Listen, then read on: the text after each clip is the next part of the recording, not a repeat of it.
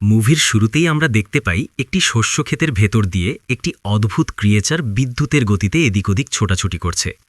এর ফলে একজন কৃষকের জমির অনেক ক্ষতি হয়ে যায়। পরের দিন সকালে ক্ষেতের মালিক এসে দেখে তাদের শস্যক্ষেত নষ্ট হয়ে গেছে। সে ভীষণ রেগে যায়।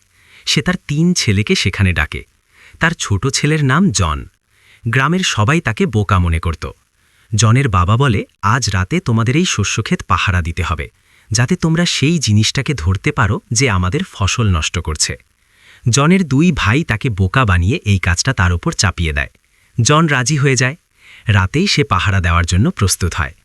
কিছুক্ষণ পর একা বসে থাকতে থাকতে সে একটি অদ্ভুত শব্দ শুনতে পায়। সে পেছনে ঘুরে দেখে তার সামনে বিশাল সাদা রঙের একটি ঘোড়া দাঁড়িয়ে আছে। ঘোড়াটিকে দেখে সে অবাক হয়। সে বুঝতে পারে এই ঘোড়াটি তাদের শস্যক্ষেত নষ্ট করেছে। সে একটি দড়ি দিয়ে ফাঁদ বানিয়ে ঘোড়াটির দিকে ছুঁড়ে মারে। ঘোড়াটি পালাতে শুরু করে। জন দড়ি ধরে তাকে আটকানোর চেষ্টা করে, কিন্তু সে তাকে থামাতে পারে না। দড়ি ধরে সে ঘোড়ার পেছন পেছন ছুটতে থাকে। এতে আরও ফসল নষ্ট হয়ে যায়। একসময় ঘোড়াটি একটি পুকুরে পড়ে যায়। ঘোড়াটিকে পানিতে পড়তে দেখে জনের খারাপ লাগে। সে তাকে বাঁচানোর চেষ্টা করে। একটি উইন্ডমিলের সাহায্যে সে ঘোড়াটিকে বাইরে তুলে আনে। ঘোড়াটির অবস্থা দেখে জনের মায়া হয়। সে তাকে মুক্ত করে দিতে চায়। মুক্ত করার আগেই সে কথা দেয় যে ঘোড়াটি আর কখনো শস্যক্ষেত নষ্ট করবে না। এরপর সে ঘোড়াটিকে ছেড়ে দেয়। ঘোড়াটি মুহূর্তের মধ্যে অদৃশ্য হয়ে যায়। পরের দিন সকালে জন ঘুম থেকে উঠে দেখে আস্তাবলে 2টি সুন্দর ঘোড়া দাঁড়িয়ে আছে। সে একটি অদৃশ্য কণ্ঠ শুনতে পায়। কণ্ঠটি বলে এই ঘোড়া 2টি তার জন্য উপহার। সে ভয় পেয়ে চারদিকে তাকায়। সে একটি ছোট সাদা ঘোড়া দেখতে পায়। এটি সেই ঘোড়ার ছেলে যাকে সে রাতে বাঁচিয়েছিল। ছোট ঘোড়াটি জনের সাথে কথা বলে। সে জানায় তার মা জনের ব্যবহারে খুশি হয়েছে, তাই তাকে এই 2টি ঘোড়ার সাথে পাঠানো হয়েছে। জন খুশি হয়ে ঘোড়া 2টিকে দেখতে থাকে। এদিকে জনের বাবা ফসলের অবস্থা দেখে রেগে যায়। সে জনকে খুঁজতে আস্তাবলের দিকে যায়। এটা দেখে জন পেছনের দরজা দিয়ে পালাতে যায়। ছোট ঘোড়াটি তাকে তার পিঠে উঠতে বলে। জন ঘোড়ার পিঠে ওঠে। ঘোড়াটি খুব দ্রুত দৌড়াতে শুরু করে। অল্প সময়েই তারা অনেক দূরে চলে যায়। জন অবাক হয়ে যায়। তারপর তার মনে পড়ে সে বাকি 2টো ঘোড়াকে আস্তাবলে ফেলে এসেছে। তখন এটি শুনে ছোট ঘোড়াটি জোরে একটি সিটি বাজায়। সিটির শব্দ শুনে সাথে সাথে 2 বড় ঘোড়া তাদের কাছে চলে আসে। জন বড় 2টি ঘোড়া বিক্রি করার সিদ্ধান্ত নেয়। সে ঘোড়া 2টিকে নিয়ে বাজারে যায়। বাজারে সবাই ঘোড়া 2টির দিকে তাকিয়ে থাকে।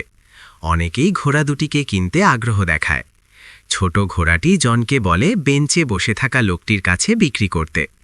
জন বলে সে ঘোড়া 2টিকে রাজার কাছে বিক্রি করবে, যাতে বেশি দাম পায়। জন ঘোড়া 2টিকে নিয়ে রাজার দরবারে যায়। রাজার মন্ত্রী রাজাকে বলে ঘোড়া 2টি ছেলের হতে পারে না। সে সন্দেহ করে ঘোড়া 2টি চুরি করা। তারা জনের কাছ থেকে ঘোড়া 2টিকে নিয়ে নেয়, কিন্তু জনকে কোনো টাকা দেয় না। জন খুব মন খারাপ করে। ছোট ঘোড়াটি আবার সিটি বাজায়। এদিকে ঘোড়া 2টি রাজার গাড়ি টানছিল। সিটি শুনে তারা জনের দিকে যেতে শুরু করে। রাজার গাড়ি আটার বস্তার ওপর উল্টে পড়ে যায়। রাজা প্রজাদের সামনে জনকে কিছু বলে না, কারণ এতে জনের দোষ ছিল না। পরে রাজা জনকে ঘোড়া 2টির দাম দিতে চায়। মন্ত্রী রাজাকে বলে জনকে প্রাসাদে কাজ দিতে। সে চায় সুযোগ পেলে অপমানের বদলা নিতে। রাজা জনকে ঘোড়া 2টির দেখাশোনার দায়িত্ব দেয়। জন কাজটি গ্রহণ করে। তার পরিশ্রম ও বুদ্ধিতে সবাই তাকে পছন্দ করতে শুরু করে। এটা রাজার ভালো লাগে না। মন্ত্রী রাজাকে বলে জনকে কঠিন কাজ দিতে হবে, যে কাজ সে করতে পারবে না। মন্ত্রী প্রস্তাব দেয় ফায়ারবার্ড এনে দিতে বলার। সে বলে আজ পর্যন্ত কেউ ফায়ারবার্ডের কাছে যেতে পারেনি। রাজা প্রস্তাবে সম্মত হয়। রাজা জনকে ফায়ারবার্ড আনতে আদেশ দেয়। জন রাজি হয়ে যায়। ছোট ঘোড়াটি বলে এ সিদ্ধান্ত ঠিক হয়নি। সে জানায় কাজটি খুব কঠিন। যারা আগে খুঁজতে গেছে তারা আর ফিরে আসেনি। জন বলে সে কথা দিয়েছে, তাই পিছিয়ে যাবে না। ঘোড়াটি তাকে একটি জঙ্গলের দিকে নিয়ে যায়। তারা একটি বাদাম গাছের কাছে পৌঁছে। ঘোড়াটি জানায় ফায়ারবার্ড বাদাম পছন্দ করে। বাদাম খেলে সে গভীর ঘুমে যায়।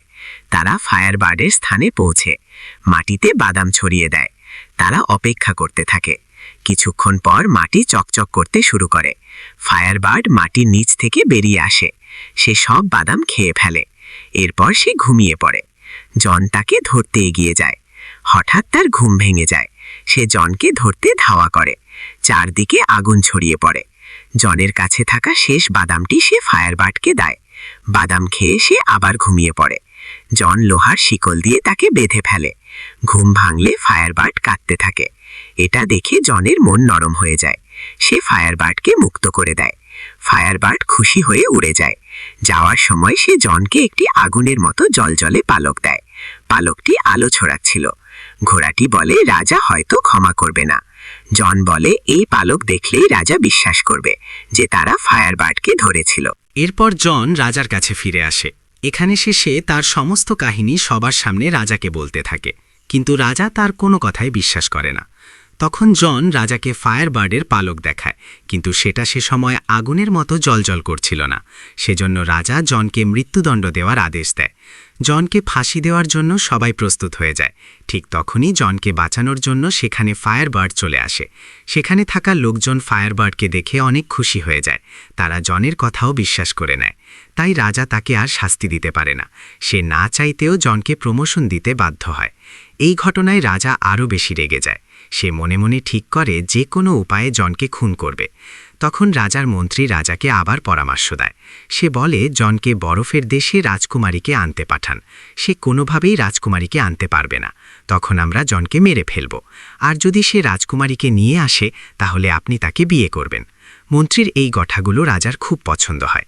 রাজা জনকে সেখানে যাওয়ার আদেশ দেয়। জনও সেখানে যাওয়ার জন্য রাজি হয়ে যায়। এরপর জন তার ঘোড়াটিকে নিয়ে বরফের দেশে চলে আসে। সেখানে তারা একটি বিশাল পাহাড়ে বরফের দরজা দেখতে পায়। তারা বুঝতে পারে না দরজাটি কিভাবে খুলবে।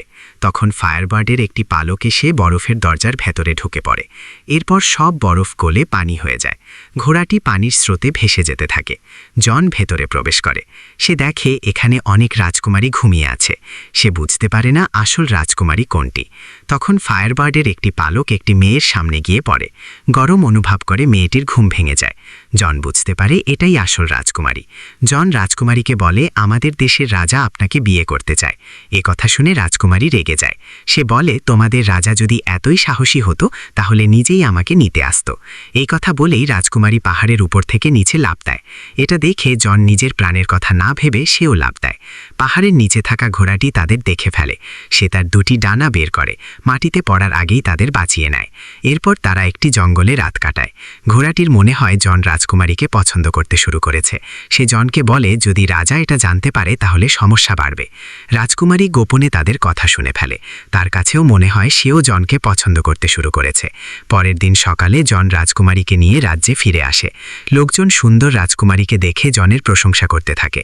রাজা জনকে জীবিত দেখে আরও রেগে যায়। সে বুঝতে পারে এবারও জনকে মারতে পারবে না। এরপর রাজা রাজকুমারীকে বলে সে তাকে বিয়ে করতে চায়।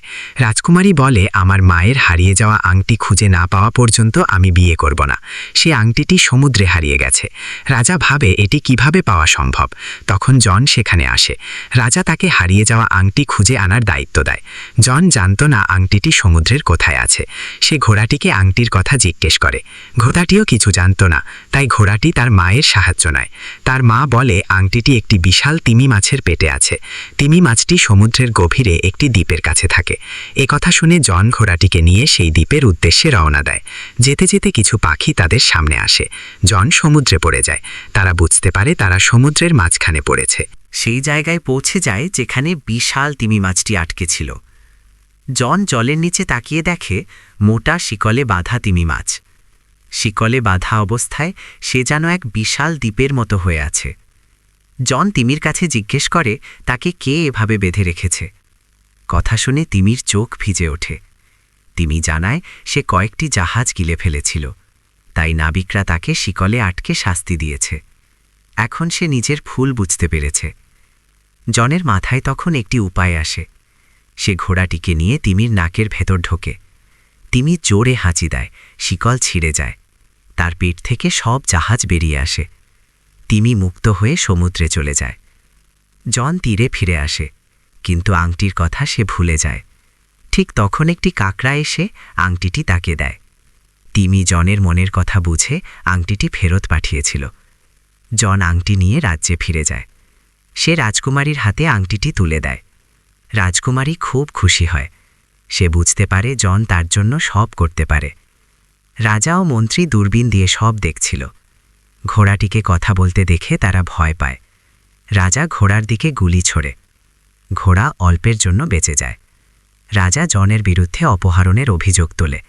জনকে কারাগারে বন্দী করা হয়। ঘোষণা হয় কয়েকদিন পর তাকে ফাঁসি দেওয়া হবে। রাজকুমারী একটি পরিকল্পনা করে।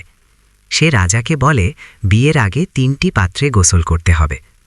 প্রথম পাত্রে ফুটন্ত গরম পানি থাকবে, দ্বিতীয় পাত্রে বরফের মতো ঠান্ডা পানি থাকবে, তৃতীয় পাত্রে ফুটন্ত দুধ থাকবে। এই 3টিতে গোসল করলে আবার যুবক হওয়া যাবে। মন্ত্রী প্রস্তাব দেয় আগে জনের উপর পরীক্ষা করা হোক। রাজকুমারী দ্রুত ঘোড়ার কাছে যায়। সে সব কথা খুলে বলে।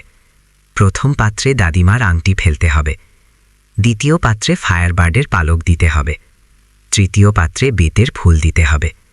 তৃতীয় ফুলটি কোথায় আছে তা ঘোড়া জানত না। রাজকুমারী জানায় তা দুনিয়ার শেষ প্রান্তে। ঘোড়া ফুল আনতে ছুটে যায়। সে জানতে পারে যে ফুল তুললে প্রাণ যাবে, তবুও বন্ধুকে বাঁচাতে সে ফুল তুলে নেয়। রাজ্যে 3টি বড় পাত্র প্রস্তুত করা হয়। প্রথমটিতে ফুটন্ত পানি, দ্বিতীয়টিতে বরফের মতো ঠান্ডা পানি, তৃতীয়টিতে ফুটন্ত দুধ। রাজা সবার সামনে জনকে আনে। সে ঘোষণা দেয় পরীক্ষায় সফল হলে জন মুক্তি পাবে। জনকে প্রথম পাত্রে ফেলে দেওয়া হয়। রাজকুমারী গোপনে আংটি ফেলে দেয়। জন সেখান থেকে দ্বিতীয় পাত্রে পড়ে। ফায়ারবার্ড চিৎকার শুরু করে। তার পালক তৃতীয় পাত্রে গিয়ে পড়ে। জনের প্রাণ আবার রক্ষা পায়। সে ফুটন্ত দুধের পাত্রে থাকে। সবাই ভাবে সে হয়তো আর বাঁচবে না। প্রজারা দুঃখিত হয়ে পড়ে। ঠিক তখন ঘোড়া ফিরে আসে। সে বেতের ফুল তৃতীয় পাত্রে ফেলে দেয়। জন সেখান থেকে এক সুদর্শন রাজকুমারের রূপে বেরিয়ে আসে। সবাই আনন্দে উল্লাস করে। রাজা নিজেই প্রথম পাত্রে ঝাঁপ দেয়। কিছুক্ষণ পর সে একটি বুদবুদের ভেতর বন্দী হয়ে ওঠে। বুদবুদ তাকে দূরে নিয়ে যায়। প্রজারা হাসতে থাকে। তারা জনকে নতুন রাজা হিসেবে মেনে নেয়। জন রাজকুমারীকে বিয়ে করে। ঘোড়া ভাবে তার মৃত্যু হতে পারে। রাজকুমারী জানায় এটি ছিল একটি পরীক্ষা। ঘোড়া সেই পরীক্ষায় উত্তীর্ণ হয়েছে। এভাবেই গল্পের সমাপ্তি ঘটে।